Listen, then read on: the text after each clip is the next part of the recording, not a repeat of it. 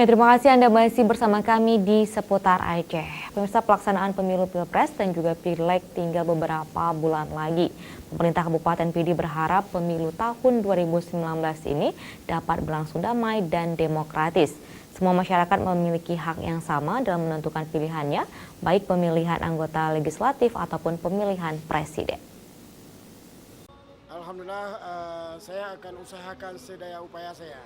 Bupati Pidi Roni Ahmad dijumpai usai menghadiri acara pelantikan Bintara Perbatasan Polri Polda Aceh di SPM Selawasarya Kabupaten Aceh Besar beberapa hari yang lalu menyampaikan masyarakat Kabupaten Pidi harus memahami arti demokrasi yang sebenarnya sehingga tidak terjadi perselisihan dalam masyarakat menyangkut dengan perbedaan pilihan dan dukungan kepada kontestan peserta Pileg dan Pilpres, di mana masyarakat memiliki hak yang sama menentukan pilihannya dan dijamin oleh undang-undang.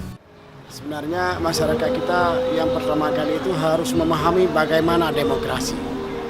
Nah, ketika demokrasi itu sudah memahami, itu tidak mungkin antara si A dengan si B, ya. Jadi terjadi pertengkaran, terjadi permasalahan. Jadi kita punya hak semuanya. Jadi siapa pilihan, siapa yang menentu kita. Jadi saya harapkan kepada masyarakat saya, ya itulah yang harus benar-benar memahami apa makna demokrasi. Ya, itu sih.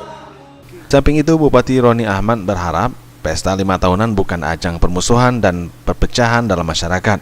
Dengan demikian, Pileg dan Pilpres 2019 tahun ini dapat berlangsung aman di Kabupaten Pidi. Tim Liputan Aceh TV.